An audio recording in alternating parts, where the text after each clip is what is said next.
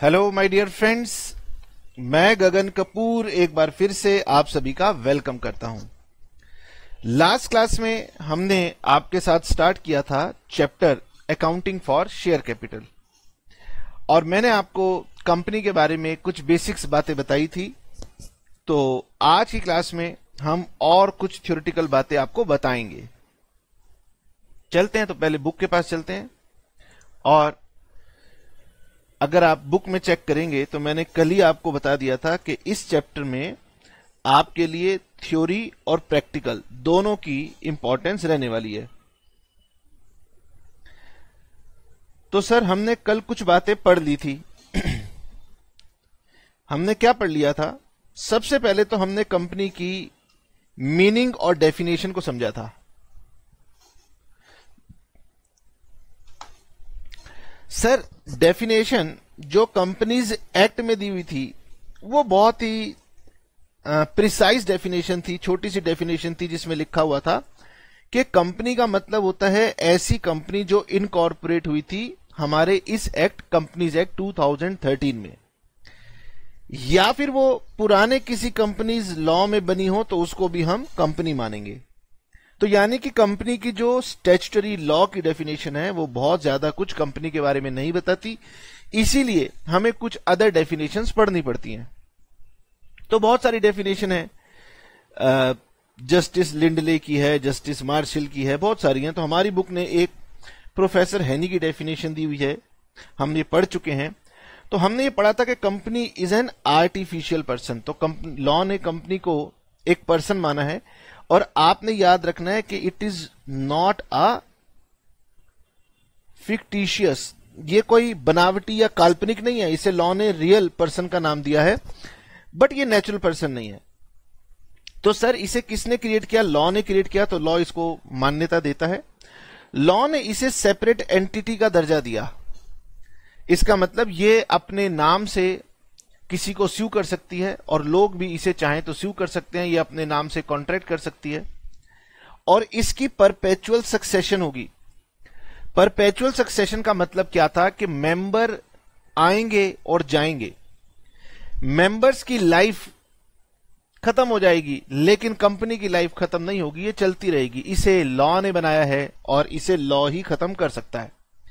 तो perpetual succession मतलब क्या समझे? मेंबर्स में come and go but company will remain for ever. Member आएंगे और मेंबर जाएंगे। नेचुरल ह्यूमन बींग्स है ना, मेंबर कौन है? कंपनी के ऑनर। उनकी लाइफ खत्म हो जाएगी लेकिन कंपनी को कोई फर्क नहीं पड़ेगा, कंपनी एज इट इज चलती रहेगी। कंपनी के पास अपनी एक कॉमन सील होगी जो कि कंपनी के सिग्नेचर की तरीके से काम करेगी। तो इंपॉर्टेंट बातें जो आपने याद रखनी थी वो ये कि कंपनी एक सेपरेट लीगल एंटिटी होती है, मतलब मेंबर्स कहो या ऑनर्स कहो वो अलग हैं और कंपनी लॉ की नजरों में अलग है। डायरेक्टर्स ये कंपनी को चलाते हैं, लॉ की नजरों में डायरेक्टर्स अलग हैं और कंपनी अलग है। ठीक है, सेपरेट लीगल एंटिटी का मतलब है कंपनी की लॉ की नजरों में आइडेंटिटी अलग है, ऑनर से अलग है, डायरेक्टर से अलग है, मैनेजमेंट से अलग है। सर, ये आर्टिफिशियल पर्सन है, बार बार कह रहा हूं, वो आपको कंफ्यूज करेगा, कहीं ये फिक्टिशियस तो नहीं है। तो सर, ये कोई फिक्टिशियस पर्सन नहीं है, हम बार बार बता चुके हैं, चलो छोड़ो, it is not a fictitious person. ठीक है सर, कंपनी की परपेचुअल एग्जिस्टेंस है, इसका मतलब मेंबर्स की अगर लाइफ को कुछ हो जाए तो कंपनी को फर्क नहीं पड़ता। अच्छा, अगर कभी केस लॉ आ जाए, वैसे पता नहीं केस लॉस तो अब पूछे नहीं जाते। मान लो एक कंपनी के XYZ 3 मेंबर्स थे और तीनों के तीनों मेंबर्स की किसी रोड एक्सीडेंट में डेथ हो जाती है, तो बताओ क्या ये कंपनी खत्म हो जाएगी? Answer is no. कंपनी की एग्जिस्टेंस परपेचुअल एग्जिस्टेंस है, यानी मेंबर्स में कम और गो, मेंबर्स की लाइफ खत्म हो जाए due to death, due to lunacy, due to bankruptcy, लेकिन कंपनी खत्म नहीं होगी, कंपनी चलेगी, एज इट इज चलेगी। जब तक ये बात आपके माइंड में नहीं आएगी, समझ में आएगी ठीक से, तब तक इसका मतलब है कि आप परपेचुअल एग्जिस्टेंस का मतलब नहीं समझे। ओके, तो कंपनी के एग्जिस्टेंस को कोई इफेक्ट नहीं पड़ता डेथ, लूनेसी और बैंकरप्सी ऑफ इट्स मेंबर्स। तो मैंने आपको एग्जांपल दिया, एक कंपनी के 10 ही शेयर होल्डर थे और 10 के 10 की डेथ हो गई, तो भी आपको जवाब देना है कि नहीं, कंपनी की लाइफ तब भी चलती रहेगी। कैसे चलेगी ये भी सर हमारा मतलब नहीं है। सर कंपनी फॉर्म की सबसे बड़ी एडवांटेज होती है कि उसकी लायबिलिटी लिमिटेड होती है, पर लॉ में प्रोविजन है आप अनलिमिटेड कंपनी भी बना सकते हैं। तो नॉर्मली जो कंपनी लिमिटेड होंगी उन्हीं की लायबिलिटी लिमिटेड होगी, और ये लायबिलिटी लिमिटेड होगी लिमिटेड टू शेयर्स या फिर लिमिटेड टू गारंटी। तो इसके बारे में अगर मौका मिला तो हम दोबारा बाद में चर्चा करेंगे। सर क्या कंपनी के शेयर ट्रांसफर हो सकते हैं? तो मैंने आपको बताया था कि अगर प्राइवेट कंपनी होती है तो रिस्ट्रिक्शन होती है, तो प्राइवेट कंपनी के शेयर ट्रांसफरेबल नहीं होते, लेकिन पब्लिक कंपनी के शेयर ट्रांसफरेबल होते हैं। मैनेजमेंट एंड ऑनरशिप, हम एक काम करते हैं, हम अपनी स्लाइड ओपन कर लेते हैं और स्लाइड में जो हमने लास्ट क्लास में आपको बातें बताई थी वहां से आपको दोबारा कुछ और बातें रिवाइज करा देते हैं। देखिए, जब एक्स अपने बिजनेस का सोल प्रोप्राइटर था तो इसका मतलब एक्स ही अपने बिजनेस को मैनेज भी करता था, एक्स ही अपने बिजनेस को ओन भी करता था, यानी वहां पर मैनेजमेंट और ओनरशिप अलग अलग नहीं थी। सर उसके बाद हमने पढ़ी थी पार्टनरशिप, एक्स, वाई और जेड, 3 पार्टनर्स थे। तो लॉ कहता है कि भाई यहां पर आप पार्टनर्स लोग ही अपने बिजनेस को मैनेज भी करोगे और आप पार्टनर्स ही इसके ऑनर्स भी रहोगे।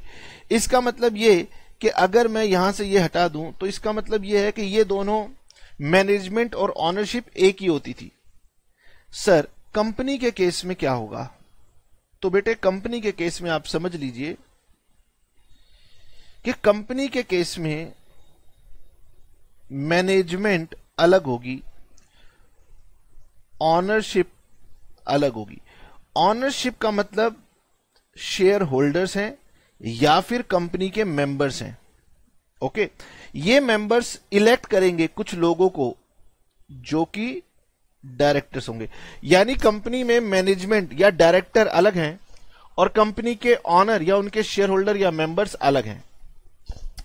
सर एक बात बताइए, इसका मतलब अगर कंपनी के लेटर सपोज शेयर होल्डर में A B C D E F G H I J K L M N, तो टोटल मैंने 12 और 2 14 मेंबर ले लिए, ठीक है। एक कंपनी में 14 मेंबर्स हैं। क्या सर ये 14 मेंबर्स कंपनी के डायरेक्टर नहीं बन सकते? ये मैनेजमेंट नहीं संभाल सकते? बिल्कुल संभाल सकते हैं। सपोज ए और बी ने यहां पर कंपनी में डायरेक्टर की पोजीशन ली हुई है, इसका मतलब उनको सिलेक्ट किया हुआ है, तो एक पर्सन एक से ज्यादा रोल प्ले कर सकता है, यानी कि मेंबर्स चाहें तो अपने में से किसी को वो इलेक्ट करके डायरेक्टर बना सकते हैं, ठीक है। लेकिन ये आप समझ लीजिए कि मेंबर्स को ये राइट नहीं होता, मतलब सी डी ई एफ को ये राइट नहीं है कि बार बार कंपनी में जाके दखल अंदाजी करेंगे। वो कहेंगे नहीं भैया तुम मेंबर हो ना, अपने घर बैठो। अब देखिए, जैसे मैं बात करूं, हमारी कंट्री के पीएम हैं नरेंद्र मोदी, ओके। तो नरेंद्र मोदी कंट्री के सिटीजन भी हैं, मैं भी हूं, वो भी हैं, लेकिन वो पीएम हैं, तो वो सिटीजन होने के साथ साथ पीएम है। ऐसे ही आप अगर किसी कंपनी के ऑनर हैं या उसके मेंबर हैं या उसके शेयर होल्डर हैं तो वो अलग बात है, लेकिन उसकी मैनेजमेंट होना एक अलग बात होती है। ये बात और है कि ऑनर ही उसका डायरेक्टर अगर इलेक्ट हो जाता है तो वो दोनों रोल्स में बैठा हुआ है। सर तो डायरेक्टर का मेंबर होना जरूरी है? कोई जरूरी नहीं है। मतलब ये भी हो सकता है कि ये कंपनी जो है चलाने के लिए किसी अलग पर्सन एक्स, वाई और जेड को कंपनी का डायरेक्टर बना दे, यानी वो मेंबर्स में से होना कोई जरूरी नहीं होता, ठीक है सर। एक लास्ट पॉइंट है कॉमन सील। ये कॉमन सील होता है कंपनी के सिग्नेचर। अब कंपनी कोई नेचुरल पर्सन तो है नहीं, तो वो साइन कैसे करेगी? तो लॉ ने कहा कि भाई कंपनी को ना हम कहेंगे कि आप अपनी स्टैंप लगा देना। तो उनकी स्टैंप कौन लगाता है? डायरेक्टर लगाएंगे। और कौन लगाएगा? कंपनी की मैनेजमेंट डायरेक्टर संभाल रहे हैं, तो डायरेक्टर जब कंपनी के नाम से कोई कॉन्ट्रैक्ट करेंगे तो वो उसके ऊपर कंपनी की सील लगा देंगे। यहां पर लॉ एक बात कहता है जो हो सकता है कि आपके एमसीक्यू के लिए इंपॉर्टेंट हो, इसलिए ध्यान दे दीजिए। यहां लिखा है अ कंपनी मे और may not have a common seal. इसका मतलब कंपनी के पास अपनी एक कॉमन सील यानी स्टैंप हो सकती है और कंपनी के पास अपनी कॉमन सील या स्टैंप नहीं भी हो सकती। तो लॉ कह रहा है कोई कंपल्शन नहीं है। If it has a common seal, अगर कंपनी के पास अपनी कॉमन सील है तो इसको एफिक्स कर दो इंपॉर्टेंट डॉक्यूमेंट्स पर। अब आपके मन में क्वेश्चन आ सकता है कि सर कंपनी के पास अगर अपनी स्टैंप नहीं है तो उसके डॉक्यूमेंट्स को कौन साइन करेगा? तो अगर कॉमन सील नहीं है तो उसके कोई भी 2 डायरेक्टर्स उसके ऊपर साइन कर देंगे। लॉ कहता है कि कोई बात नहीं, सील नहीं है तो 2 डायरेक्टर साइन कर देंगे, काम चल जाएगा।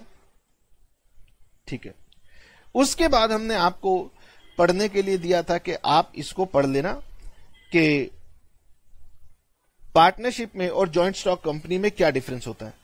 अब इसके ऊपर सर कैसे एमसीक्यू बनेगा तो थोड़ा सा ये कह पाना मुश्किल है, बट एक बार हम पढ़ लेते हैं। नाउ जो लास्ट में हमने पढ़ा था उसके बाद में अब हम आपके साथ कुछ और नई बातें करते हैं। अब हम आपके साथ पढ़ने जा रहे हैं काइंड्स ऑफ कंपनीज। कंपनीज कितनी तरह की हैं? तो अगर मैं काइंड्स ऑफ कंपनीज की बात करूं तो कंपनीज को ना कई तरीके से हम डिवाइड कर सकते हैं। सर देखो, बुक ने कहा है कि कंपनीज 3 काइंड्स की होती हैं, तो ये उन्होंने जो क्लासिफिकेशन दिया है ना, ये अकॉर्डिंग टू साइज दिया है। साइज मतलब अगर मैं नंबर ऑफ मेंबर्स की बात करूं तो कंपनी में हो सकता है 1 पर्सन कंपनी, मतलब एक ऐसी कंपनी जिसमें 1 मेंबर होगा।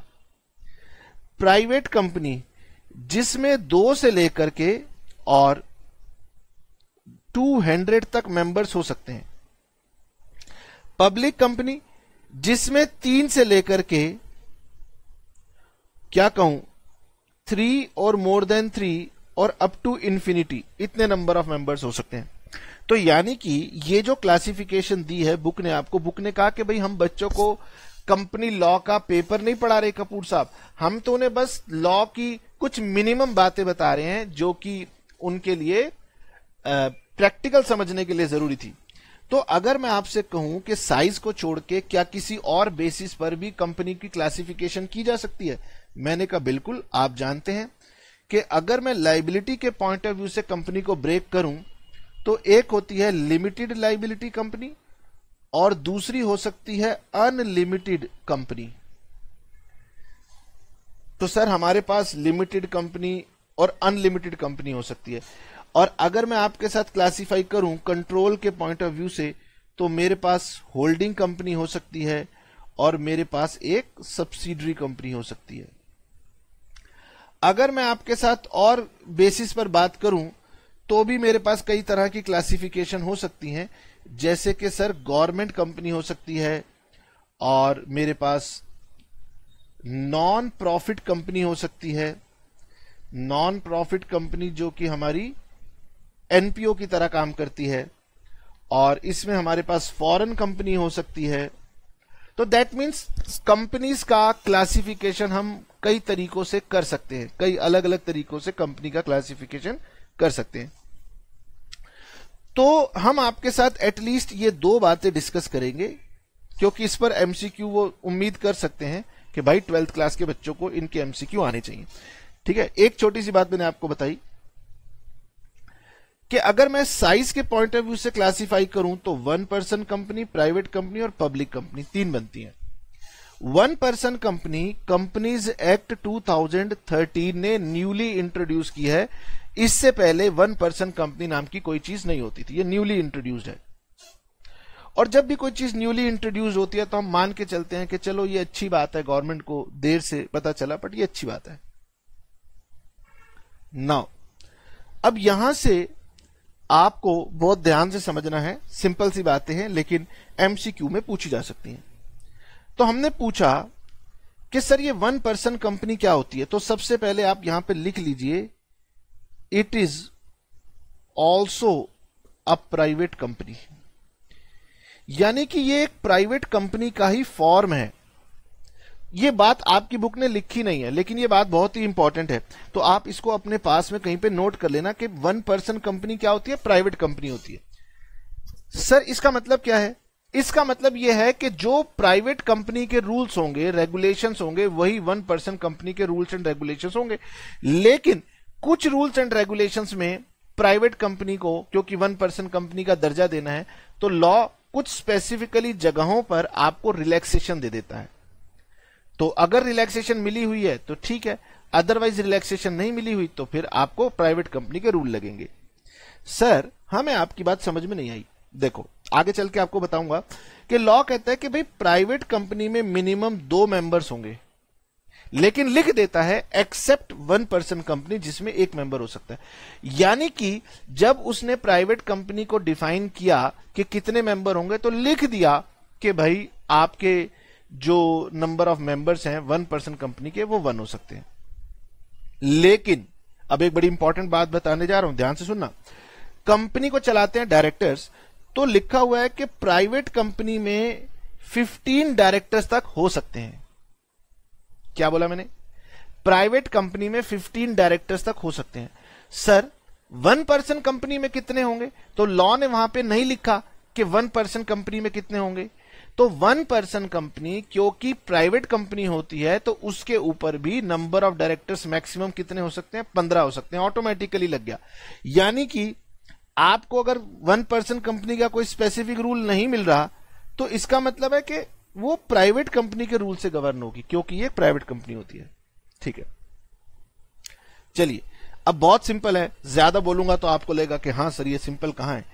1% कंपनी नाम बता रही है कि ये 1% कंपनी है, मींस एक ऐसी कंपनी है जिसका ओनली 1% उसका मेंबर है। ओ, इसका मतलब सर उसका शेयर होल्डर भी एक ही होगा, हाँ, उसका मेंबर भी एक ही होगा, हाँ, और उसका डायरेक्टर भी एक ही होगा, मिनिमम एक होगा, एक से ज्यादा हो सकते हैं। अब सर बड़ी अजीब बात है, देखिए ये है मेरी सोल प्रोप्राइटरशिप कंसर्न गगन कपूर क्लासेस, ये मेरी सोल प्रोप्राइटरशिप है। सोल प्रोप्राइटरशिप होना कोई अच्छी बात नहीं है, लेकिन मैं इसे कंपनी बनाना चाहता हूं, मैं इसे कंपनी बनाना चाहता हूं। अब होता क्या था, जब मैं आप लोगों की एज में था, स्टूडेंट था, तब हम जब पढ़ते थे कि कंपनी बनानी है तो हमें कहा जाता था कि कंपनी या तो बनेगी प्राइवेट या फिर बनेगी पब्लिक। मैं पुरानी बात कर रहा हूं, नई की बात नहीं कर रहा, ठीक है, नई पे आऊंगा। तो जब मैं पुरानी बात कर रहा हूं, मैं आपकी जैसे ही स्टूडेंट था तो मुझे यह पढ़ाया गया था कि कंपनी होगी या तो प्राइवेट या होगी पब्लिक। अगर प्राइवेट कंपनी है तो मिनिमम 2 मेंबर्स आपको लगेंगे, यानी एक तो आप हैं, एक साथ में किसी को ढूंढ के लाओ तब कंपनी बनेगी।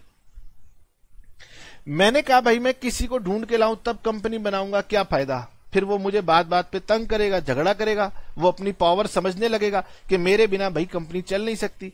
अब मान लो कोई बिजनेस मैं करना चाहता हूं, तो आइडिया मेरा, सब कुछ मेरा, लेकिन लॉ की वजह से मुझे 2 लोग चाहिए थे, परेशानी की बात थी ना। मैंने कहा फंस जाऊंगा, छोड़ो सोल प्रोप्राइटरशिप चलने देता हूं। लॉ ने कहा अगर तू सोल प्राइवेट कंपनी नहीं खोलना चाहता तो पब्लिक खोल ले, पब्लिक के अंदर मिनिमम 7 लोग चाहिए, तो फिर मुझे 6 और ढूंढने पड़ रहे थे, परेशानी थी।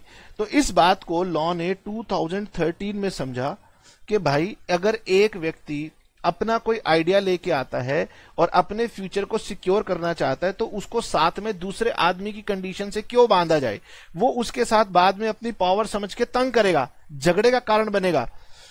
तो इसीलिए लॉ ने कहा कपूर साहब अब आप क्या कर सकते हो, 1% कंपनी बना सकते हो। इसका मतलब आज की डेट में मुझे लॉ ने यह परमिशन दे दी है कि मैं 1% कंपनी बना सकता हूं। ठीक है सर, तो 1% कंपनी लॉ ने लेटेस्टली इंट्रोड्यूस की उन लोगों के लिए जो भाई किसी और के साथ में लेके झगड़े में नहीं पड़ना चाहते कि कल को लॉ की वजह से हम झगड़े में पड़ जाएंगे।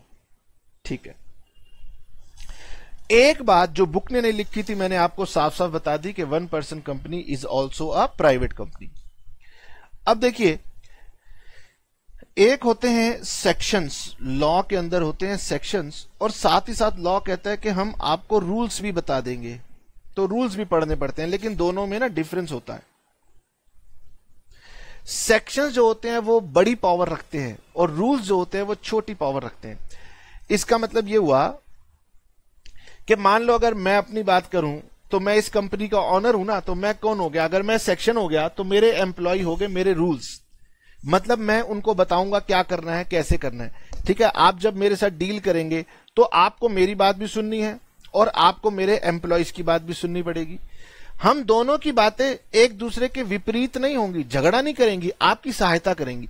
तो रूल्स जो होते हैं ये भी लॉ की वैल्यू रखते हैं, इंपॉर्टेंट होते हैं, इनको आपने समझना है। तो 1 पर्सन कंपनी मतलब एक पर्सन आकर के इंडियन गवर्नमेंट से कहता है कि मुझे 1 पर्सन कंपनी बनानी है, मैं जाता हूं, तो लॉ कहेगा कपूर साहब याद रखना 1 पर्सन कंपनी वही व्यक्ति बना सकता है जो कि नेचुरल पर्सन हो। तो मैं नेचुरल पर्सन हूं, मैं 1 पर्सन कंपनी बना सकता हूं। लॉ ने कहा वो इंडियन सिटीजन होना चाहिए, मतलब कि डोनाल्ड ट्रंप जो पिछले राष्ट्रपति थे यूएस के, वो इंडिया में आके 1 पर्सन कंपनी बनाना चाहते हैं, बना सकते हैं? बोलो, नहीं बना सकते। ठीक है, तो नेचुरल पर्सन होने चाहिए, इंडियन सिटीजन होने चाहिए, मतलब उनका बर्थ इंडिया में हुआ था। ठीक है, और साथ ही साथ वो रेजिडेंट इन इंडिया भी होने चाहिए। अब ये एक नई टर्म है जो कि अभी आपको नहीं पता, लेकिन आपके पेरेंट्स या आपके टीचर्स को इसके बारे में आसानी से पता होगा। रेजिडेंट का मतलब वो होता है जो लोग इंडिया में रहते हैं। सर, हमारे यहां पर एक पहले स्पोर्ट्स वुमेन थी जिनका नाम था सानिया मिर्जा। ठीक है, सानिया मिर्जा को पता नहीं क्या हुआ कि वो पाकिस्तान के प्लेयर के साथ अट्रैक्टेड हो गई। क्या नाम है? शोएब मलिक है शायद, शोएब मलिक। खैर, प्यार मोहब्बत है, किसी से भी हो जाती है, परंतु ये पाकिस्तान के सिटीजन है। ठीक है, सानिया मिर्जा ये इंडिया में इनका बर्थ हुआ तो ये हो जाएंगी Indian citizen, citizen of India. तो सानिया मिर्जा एक नेचुरल पर्सन है और वो सिटीजन ऑफ इंडिया भी है। क्या सानिया मिर्जा इंडिया में आकर के 1 पर्सन कंपनी खोल सकती हैं? तो लॉ ने कहा कि देखिए एक और कंडीशन आपको फुलफिल करनी है, आपको ना रेजिडेंट इन इंडिया अपने आप को साबित करना पड़ेगा। रेजिडेंट ऑफ इंडिया का मतलब होता है कि क्या आप इंडिया में अगर एक साल में 365 दिन हैं तो क्या 182 डेज या उससे ज्यादा दिनों के लिए आप इंडिया के अंदर प्रेजेंट थे? अब सानिया मिर्जा कहते हैं कि भाई मेरे पति पाकिस्तान में रहते हैं लेकिन मेरे पेरेंट्स और मेरे रिलेटिव्स इंडिया में रहते हैं, तो मैं कभी इंडिया में आती हूं और कभी इंडिया से चली जाती हूं। तो हमने पूछा ये बताइए पूरे साल में जो लास्ट कैलेंडर ईयर गया था उसमें आप इंडिया में कितने दिन तक थे? तो हो सकता है वो कहें कि मैं इंडिया में मान लीजिए 50 डेज के लिए रही थी और फिर बाकी टाइम तो मैं पाकिस्तान में ही रही थी। तो लॉ कह रहा है कि जो लोग 182 डेज या उससे ज्यादा लास्ट ईयर में इंडिया में रहे थे ना, उनको हम रेजिडेंट मानेंगे। यानी आप इंडिया के सिटीजन तो हैं लेकिन आप यहां पर रहते नहीं हो, आप रहते कहीं और हो, इसलिए हम आपको ये एडवांटेज नहीं दे रहे। 1 person company is an advantage जो एक नेचुरल पर्सन को मिलती है, प्लस वो सिटीजन ऑफ इंडिया होना चाहिए और प्लस वो इंडिया में रहता भी हो, भले पूरा साल ना रहा हो, कम से कम मोर देन हाफ तो वो रहा हो, तभी वो मिल सकते हैं। तो सानिया मिर्जा यहां पर वो नहीं बन सकती। ठीक है सर, तो ये कंडीशन लॉ ने लिखी। लॉ ने कहा कि भाई एक नेचुरल पर्सन जो इंडियन सिटीजन हो, जो रेजिडेंट इन इंडिया हो, वही 1 पर्सन कंपनी फॉर्म कर सकता है। इसका मतलब वो आपसे एमसीक्यू बना सकते हैं, who can be a member of 1 person company? Natural person, citizen of India, resident of India, all of above. तो आपको ऑल ऑफ अबव करना पड़ेगा। ठीक है, तो इस पर एमसीक्यू बन सकता है। 1 person can form only 1 person company. Law ने कहा कपूर साहब आप नेचुरल पर्सन हैं, सिटीजन ऑफ इंडिया हैं, और हमने देखा कि आप कभी विदेश में जाते भी नहीं हैं, तो आप इंडिया में ही पड़े रहते हैं, तो आप रेजिडेंट ऑफ इंडिया हैं, तो आप 1 पर्सन कंपनी बना सकते हैं। यानी कि अगर आपने 1 पर्सन कंपनी बना दी गगन कपूर क्लासेस के लिए, एजुकेशन पर्पस के लिए, तो कल को आपके मन में आएगा एक और 1 पर्सन कंपनी बना लेता हूं, तो वो आप नहीं बना सकते। यानी आप केवल एक ही 1 पर्सन कंपनी बना सकते हो। ओके,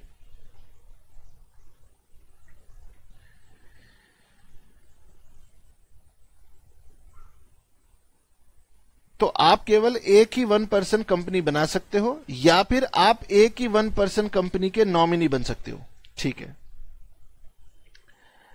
अब वो आपसे ये क्वेश्चन पूछेंगे कि भाई एक 1% कंपनी क्या काम कर सकती है, क्या वो चैरिटेबल पर्पस के लिए भी बनाई जा सकती है? तो उन्होंने कहा नहीं। इसका मतलब अगर मैं एक कंपनी बना लूं 1% कंपनी और मैं कहूं कि मैं चैरिटी करना चाहता हूं, तो लॉ कह रहा है कि भैया तुम्हारी बात पे भरोसा नहीं है। चैरिटी के लिए ना हम लोग ट्रस्टीज पर भरोसा करते हैं कि बहुत सारे लोग होते हैं, वो मिलजुल के डिसीजन लेते हैं। 1% तो क्या हो सकता है, हिटलर टाइप का व्यक्ति हो सकता है ना, हम आपको अलाउ नहीं करते, तो वो हमें अलाउ नहीं करेंगे। यानी कि आप नॉन प्रॉफिट ऑर्गेनाइजेशन नहीं चला सकते। इसको हम बोलते हैं सेक्शन 8 कंपनी। कंपनीज एक्ट में सेक्शन 8 बना हुआ है, आप सेक्शन 8 कंपनी नहीं बना सकते। ओ 1% company can not carry out non banking financial investment activities. अब क्या होता है, फाइनेंस इन्वॉल्व है और आप बैंकिंग कंपनी हो नहीं, आप प्राइवेट बिजनेस खोल करके बैंकिंग के काम करना चाहते हो, तो आपको इसकी इजाजत नहीं मिलेगी। लॉ ने कहा एक बात और याद रखना, 1% कंपनी की जो पेड अप शेयर कैपिटल होती है, हालांकि अभी आपको शेयर कैपिटल के बारे में ज्यादा नहीं पता और पेड अप के बारे में भी नहीं पता, तो हम आपको बताएंगे, एक दो क्लासेस में सब बता देंगे। फिलहाल ये समझ लो कि इसकी paid up share capital should be less than equal to 50 lakhs। मतलब कि जैसे आप कोई बिजनेस करते हैं, तो बिजनेस के अंदर आपको पता है कि आप कैपिटल इन्वेस्ट करते हैं, तो यानी 1% कंपनी में जब आप कैपिटल इन्वेस्ट करेंगे तो मैक्सिमम कैपिटल आप 50 लाख ही इन्वेस्ट कर सकते हैं। अगर उससे ज्यादा इन्वेस्टमेंट कर दी तो फिर आपका बिजनेस बड़ा बिजनेस माना जाएगा, फिर आप 1 कंपनी नहीं बन सकते, फिर आपको या तो प्राइवेट कंपनी में जाना होगा या पब्लिक कंपनी बनाना होगा। ओके, उसके बाद sir, it's average annual turnover of 3 years should not exceed 2 crores। यहां पे वर्ड किया गया है average annual turnover should not exceed 2 crores। Sir मेरी ईयर 1, ईयर 2 और ईयर 3, मेरी ईयर 1 में सेल थी 1 करोड़, ईयर 2 में मेरी सेल थी 2 करोड़ और ईयर 3 में मेरी सेल हो गई लेट अस सपोज 2.5 करोड़। तो लॉ कह रहा है इसका एवरेज करो जरा, तो ये हो गया सर 2.5 है ना, तो 4.5, 5.5, इसको मैंने 3 से डिवाइड किया। अब 3 से डिवाइड करूंगा तो ये लेस देन 2 करोड़ आएगी। तो लॉ ने कहा ठीक है, अगर मेरी ईयर 1 की सेल 1 करोड़, ईयर 2 की सेल 2 करोड़, ईयर 3 की सेल 3 करोड़, तो भी 2 करोड़ ठीक है। अगर सर यहां पर 1.5 हो जाए, यहां पर 2.5 हो जाए और यहां पर 3 हो जाए, तो देखो क्या हो जाएगा, ये हो जाएगी 7 करोड़, और अगर मैं एवरेज निकालूंगा तो डिवाइडेड बाय 3 करूंगा तो ये मोर देन 2 पॉइंट हो जाएगी। तो लॉ ने कहा कि अगर आपकी एवरेज एनुअल टर्नओवर, ये है एवरेज एनुअल टर्नओवर, यानी कि 3 से डिवाइड करना है, अगर ये 2 करोड़ से ज्यादा है तो फिर आप 1% कंपनी नहीं बने रहोगे, फिर आपको कन्वर्ट करना होगा प्राइवेट कंपनी में। ठीक है सर, और मेरे ख्याल से ना ये बातें रूल 6 में लिखी हुई हैं। लॉ कह रहा है कि भाई ये रूल 3 में है, मेरे हिसाब से रूल 6 में है। खैर एनी हाउ हमें ये बातों को ध्यान रखना है। अच्छा, उसके बाद आप इंपॉर्टेंट नोट कर लो कि एक 1% company should have at least 1 director. इस बात को याद रख लो, ये कंफ्यूजन का पॉइंट बनेगा, वो आपसे एमसीक्यू में पूछ लेंगे। 1% कंपनी में कितने मेंबर हो सकते हैं? 1। 1% कंपनी में कितने डायरेक्टर हो सकते हैं? तो बच्चे को लगता है 1, नहीं, लॉ कह रहा है कि भाई एक तो होना ही चाहिए, बट आप 15 तक अपने डायरेक्टर बना सकते हैं। ये सेम कंडीशन है जो कि प्राइवेट कंपनी को एप्लीकेबल है। यानी यहां पर जब लॉ ने लिखा मेंबर्स के बाद, तो वहां तो लिख दिया कि भाई प्राइवेट कंपनी में मेंबर्स 2 हो सकते हैं मिनिमम, लेकिन 1% कंपनी एक्सेप्शन में है, उसको 1 अलाउड है। लेकिन डायरेक्टर में 1% कंपनी की कोई एक्सेप्शन नहीं बताई गई, और 1% कंपनी क्योंकि प्राइवेट कंपनी होती है तो उस पर भी 15 डायरेक्टर्स की कंडीशन लग गई। तो आपको वैसे लॉ नहीं पढ़ना, ये बात सेक्शन 149 कंपनीज एक्ट में लिखी हुई है। नाउ सर ये बताइए, प्राइवेट कंपनी हम किसे कहते हैं? अब देखिए,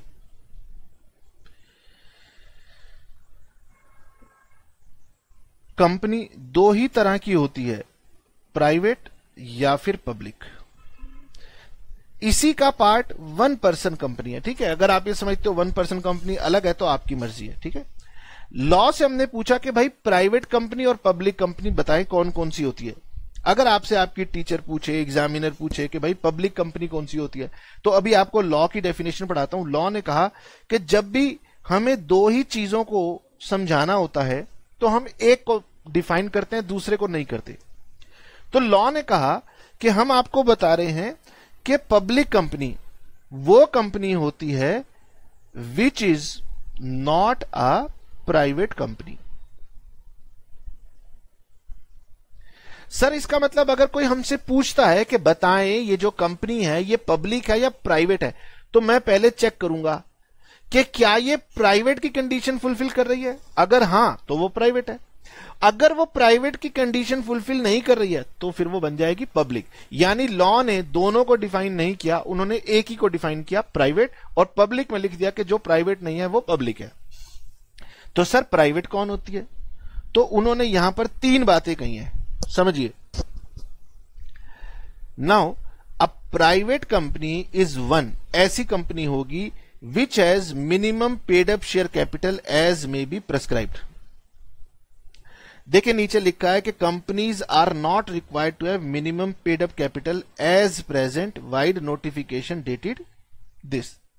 तो डेफिनेशन में लिखा है कि प्राइवेट कंपनी एक ऐसी कंपनी होगी जिसकी एक minimum paid up share capital होनी चाहिए। अगेन अभी आपको पेड अप शेयर कैपिटल नहीं पता, एक minimum paid up share capital होनी चाहिए। तो ये लिखा हुआ है लेकिन लॉ में इसका कोई ज्यादा सिग्निफिकेंस नहीं है, क्योंकि लॉ ने ऐसा कोई minimum paid up capital define ही नहीं किया, ठीक है।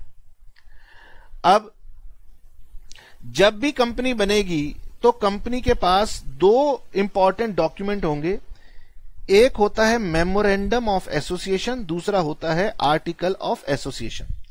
हो सकता है आपको ये कहीं पे पढ़ने को मिले, हो सकता है आपको ये पढ़ने को ना मिले, ठीक है। कंपनी जब भी फॉर्म होगी तो वो दो डॉक्यूमेंट्स बनाने पड़ते हैं, एक का नाम होता है मेमोरेंडम ऑफ एसोसिएशन MOA और दूसरे का नाम होता है आर्टिकल ऑफ एसोसिएशन AOA, ठीक है। ये बड़ा भाई है और ये छोटा भाई है। ये कंपनी के अंदर के इंटरनल रूल्स एंड रेगुलेशंस हैं और ये कंपनी के ब्रॉड रूल्स एंड रेगुलेशंस हैं। तो यहां पर आपको याद रखना है कि आर्टिकल ऑफ एसोसिएशन की बात की गई है। प्राइवेट कंपनी एक ऐसी कंपनी होगी जिसकी आर्टिकल ऑफ एसोसिएशन में यह लिखा जाएगा कि यह कंपनी अपने शेयर्स को ट्रांसफर नहीं करेगी, रिस्ट्रिक्ट करेगी। प्राइवेट कंपनी का मतलब क्या है? ये हमारे कुछ जानकार लोगों की कंपनी है, मतलब इसमें कोई अनजान व्यक्ति ना आ जाए, इसीलिए हमने कहा कि भाई हमने ऐसी पब्लिक कंपनी नहीं बनाई जो मर्जी आए और चला जाए। मंदिर मत समझो, जो भी आए चला जाए। ये मेरा घर है, यहां जो रहेगा मैं पहले चेक करूंगा कि उसके रहने से मेरे को घर में कोई दिक्कत तो नहीं होगी, तभी उसको अनुमति दूंगा। समझ में आया? यानी गेस्ट आ सकता है, ये थोड़ी ना जिसका मर्जी मन हो मेरे घर में चला आएगा। तो प्राइवेट कंपनी एक ऐसी कंपनी होती है जिसके आर्टिकल्स में रेस्ट्रिक्शन डाली जाती है regarding transfer of its shares, ठीक है। इसका मतलब मैं ये समझ सकता हूं कि पब्लिक कंपनी में ट्रांसफर ऑफ शेयर्स पे कोई रिस्ट्रिक्शन नहीं है। हां, आप समझ सकते हैं। फिर लिखा है कि accept in the case of one person company, one person company को छोड़ दीजिए, इनके नंबर ऑफ मेंबर्स की जो लिमिट होगी वो होगी 200। लेकिन 200 की लिमिट काउंट करने में एक्सक्लूड कर देना, इनको नहीं लेना जो कि इनके प्रेजेंट या पास्ट एम्प्लॉय मेंबर्स होंगे। अब ये बहुत ही इंपॉर्टेंट बात है, आपने इसको समझना है। सर, एक प्राइवेट कंपनी में कितने मेंबर्स हो सकते हैं? Minimum number of members 2, maximum number of members 200। लेकिन इस काउंटिंग में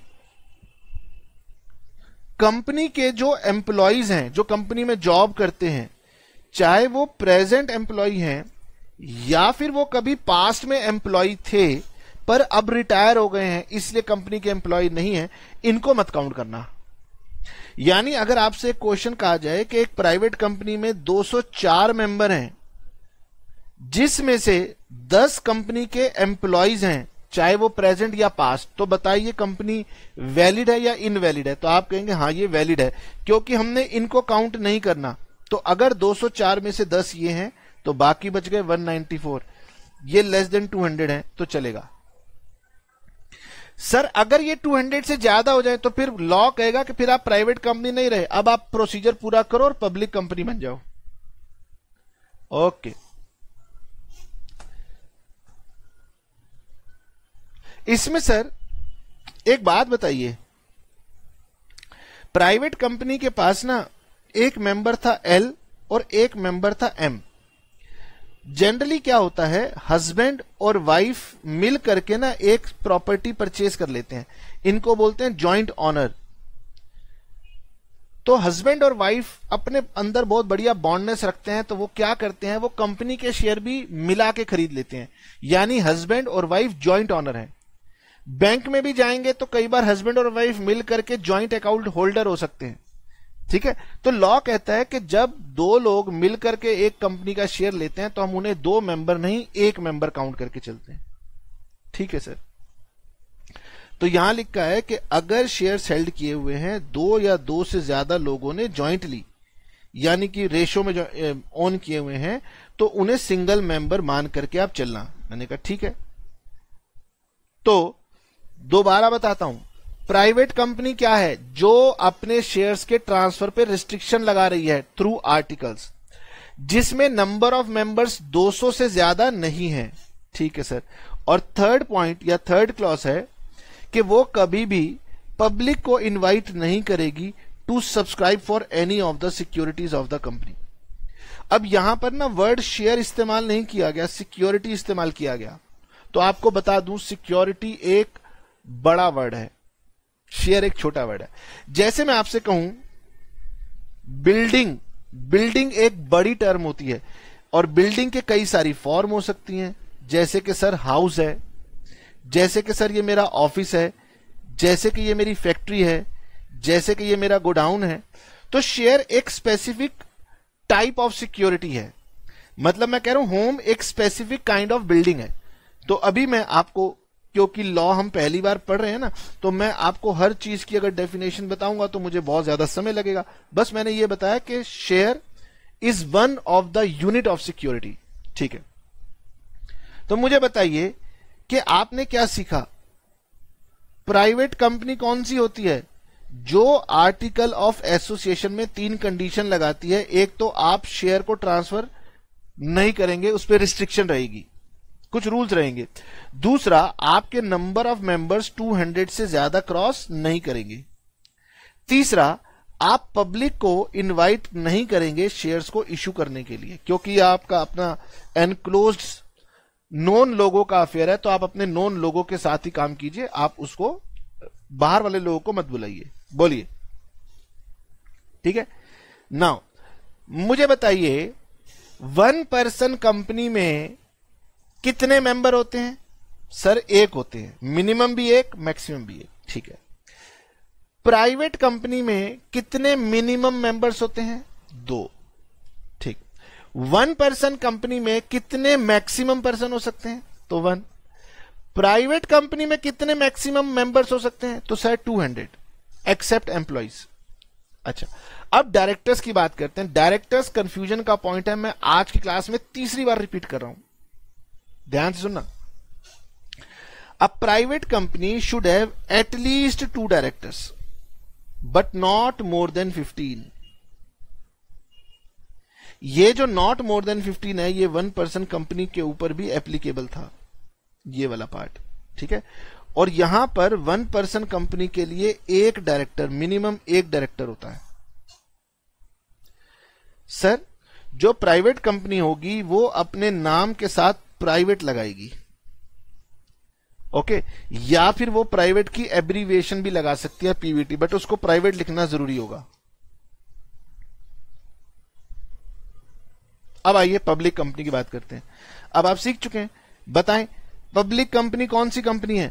पब्लिक कंपनी एक ऐसी कंपनी है which is not a private company. देखो लॉ ने कहा था कि भैया 2 ही तो हैं, तो हम सीधा बता देते हैं जो प्राइवेट नहीं है वो पब्लिक है। Has minimum paid up share capital as may be prescribed. ये वाली बात वहां भी लिखी हुई थी और बुक कह रही थी कि दरअसल इसको प्रेस्क्राइब अभी तक किया नहीं है, तो ये किसी काम की नहीं है।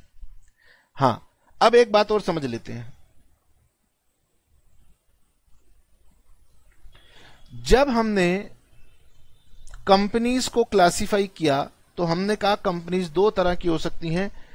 अगर मैं कंट्रोल के पॉइंट ऑफ व्यू से बात करता हूं, एक होती है होल्डिंग और एक होती है सब्सिडरी। ठीक है, होल्डिंग कंपनी एक ऐसी कंपनी होती है जो कि कंट्रोल करती है अनदर कंपनी।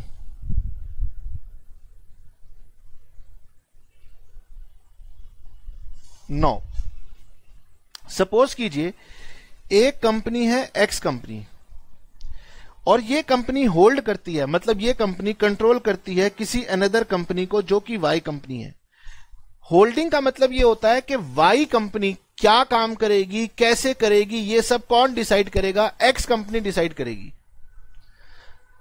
यानी कि ये कंट्रोलर है, मतलब वाई सर पपिट है, कठपुतली है जिसकी डोर एक्स के हाथ में है। हाँ बिल्कुल ठीक है, कभी कभी दो कंपनीज के बीच में ऐसा कनेक्शन हो जाता है कि एक्स कंपनी वाई को कहती है कि तेरे में जो पैसा लगा है ना, ज्यादातर पैसा मेरा है, तो जब पैसा मेरा है तो मैं तेरा ऑनर हूं और मेरे हिसाब से तुझे चलना पड़ेगा। तो ये बात ठीक है, कोई गलत नहीं है इसमें। नाउ ये जो एक्स कंपनी थी ये थी दरअसल पब्लिक कंपनी। तो एक पब्लिक कंपनी कंट्रोल करने लगी अनदर कंपनी को, वाई कंपनी। लेकिन ये वाई कंपनी जो थी ना, ये थी प्राइवेट कंपनी। अब लॉ पब्लिक कंपनी के ऊपर बहुत हैवी रूल्स एंड रेगुलेशंस लगाता है, समझे? पब्लिक कंपनी मतलब पब्लिक का पैसा लगा हुआ है। अगर पब्लिक को नुकसान होगा तो पब्लिक हाय हाय करेगी कि नरेंद्र मोदी क्या कर रहा था, सो रहा था। ऐसी ऐसी बातें पब्लिक करती है। तो लॉ क्या करती है, पब्लिक कंपनी के ऊपर बहुत गहरे रूल्स एंड रेगुलेशंस अप्लाई करती है। अब वो पब्लिक कंपनी ने एक कंपनी को कंट्रोल कर लिया जो कि प्राइवेट कंपनी है, तो लॉ ये चाहता है कि वो प्राइवेट कंपनी क्योंकि अब पब्लिक कंपनी के साथ जुड़ गई है, तो पब्लिक का पैसा अब एक्स कंपनी के थ्रू उस कंपनी में चला गया है, तो उसके ऊपर भी पूरे रूल्स एंड रेगुलेशंस लगने चाहिए। तो ऐसी कंपनी कहलाती है डीम्ड पब्लिक कंपनी। मतलब कि वो पब्लिक कंपनी नहीं है, लेकिन लॉ कह रही है कि भैया मैं तुझे मानूंगी कि तू पब्लिक कंपनी है। वो कह रही क्यों मानोगे? बोले क्योंकि तू सब्सिडरी कंपनी है एक ऐसी कंपनी की जो कि होल्डिंग कंपनी जो है वो पब्लिक कंपनी है। यानी कि पब्लिक कंपनी की जो भी सब्सिडरी कंपनी बनेगी, चाहे वो प्राइवेट क्यों ना हो, लॉ उसे पब्लिक मान करके चलेगा। ठीक है सर, तो अब बताइए point number 1, public company is a company which is not a private company. Point number 2 हमारे लिए बेकार है। और पॉइंट नंबर 3 कहता है कि अगर कोई प्राइवेट कंपनी है जो कि सब्सिडरी हो गई है पब्लिक कंपनी की, तो वो हमेशा पब्लिक कंपनी कहलाएगी। ठीक है, नाउ एक पब्लिक कंपनी के पास मिनिमम कितने नंबर ऑफ मेंबर्स होने चाहिए? 7। Sir maximum number of members कितने होंगे? कोई कंडीशन नहीं है। सर एक पब्लिक लिमिटेड कंपनी के पास एटलीस्ट मतलब मिनिमम 3 डायरेक्टर्स होने चाहिए, but not more than 15। Okay, public company का नाम एंड में आएगा विद द वर्ड लिमिटेड। ठीक है,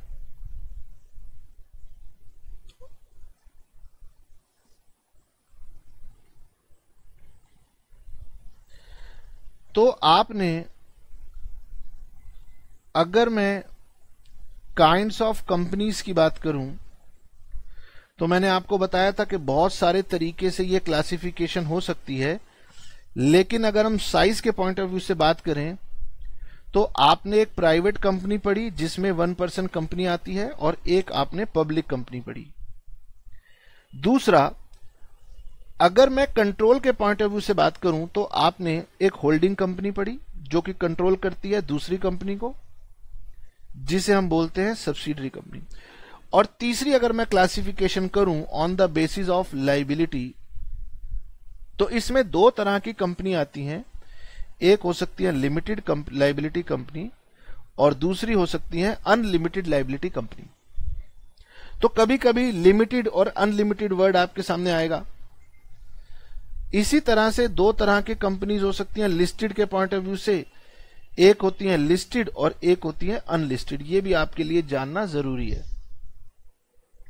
तो पहले मैं आपको बताता हूं कि लिमिटेड और अनलिमिटेड इन दोनों के बारे में आपको बताता हूं। अब भले इस पर एमसीक्यू आए या एमसीक्यू ना आए, लेकिन कहीं ना कहीं आपके कंफ्यूजन का कारण ना बन जाए, इसलिए हमें आपको यह बताना होगा। आगे चल के हम पढ़ेंगे एक शेयर, जिसके बारे में पूरा ये चैप्टर पढ़ेंगे। मान लेते हैं शेयर की वैल्यू है 10 रुपीज। इसका मतलब जो भी कंपनी में मनी इन्वेस्ट करेगा वो कंपनी को 10 रुपीज पे करके चलेगा। कंपनी ये कहती है कि भाई मुझे 10 रुपीज अभी नहीं चाहिए, मुझे आप अभी इसमें से केवल 7 रुपीज पे कर दीजिए। आपने 7 रुपीज पे कर दिए, यही कहलाते हैं पेड अप। यानी कि शेयर ओरिजिनली 10 रुपए का है, कंपनी ने कहा कि भैया अभी हमें सारे पैसे नहीं चाहिए, केवल आप 7 रुपीज दे दीजिए, तो आपने 7 रुपीज पे कर रखे हैं, ये है आपका पेड अप। तो जो रिमेनिंग है बैलेंस अनपेड, कंपनी कहती है कि भाई हमें भविष्य में जरूरत पड़ेगी तो हम आपसे ये बैलेंस अनपेड अमाउंट मंगवा लेंगे। बोलो कितना? ₹3। इसका मतलब अगर मेरी कंपनी एक लिमिटेड कंपनी है तो मैं अगर उस कंपनी का शेयर होल्डर हूं तो मेरी जो लाइबिलिटी है वो केवल 3 रुपए तक लिमिटेड है। यानी जो अनपेड अमाउंट है मेरी कैपिटल का, वहीं तक मेरी लाइबिलिटी लिमिटेड है। जिस दिन ये 3 रुपए मैं कंपनी को दे दूंगा तो मेरा फुली पेड अप कंपनी के पास पहुंच जाएगा, फिर मेरी कोई लाइबिलिटी नहीं रहेगी। यानी लिमिटेड लाइबिलिटी का मतलब है जितना अनपेड अमाउंट है उतनी लाइबिलिटी होगी, उसके बियॉन्ड नहीं हो सकती।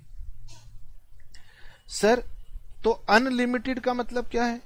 अनलिमिटेड का मतलब है कि भाई कंपनी को अगर फ्यूचर में लॉसेस हो गए तो जितने भी लॉसेस हो जाएंगे और कंपनी को जरूरत पड़ेगी वो शेयर होल्डर से पैसा मांग सकती है, तो इस पे कोई लिमिट नहीं है। ओके, ठीक है सर।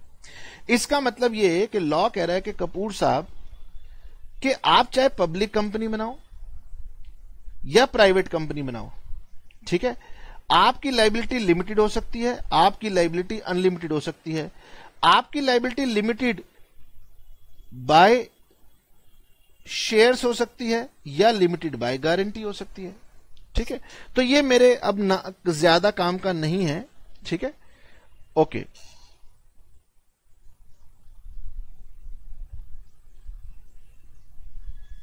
देखो, फिर भी बुक ने आपको बताया कि अगर हम लिमिटेड लाइबिलिटी की बात करें तो बताओ मेरी लाइबिलिटी कितनी होगी? जितना अनपेड शेयर्स का अमाउंट होगा। मैंने अभी बताया था कि अगर आपने एक कंपनी में 10 रुपीज का शेयर सब्सक्राइब किया है, जिस 10 रुपीज में से अगर आपने 7 रुपीज दिए हैं तो आपकी लाइबिलिटी मैक्सिमम 3 रुपीज तक लिमिटेड होगी।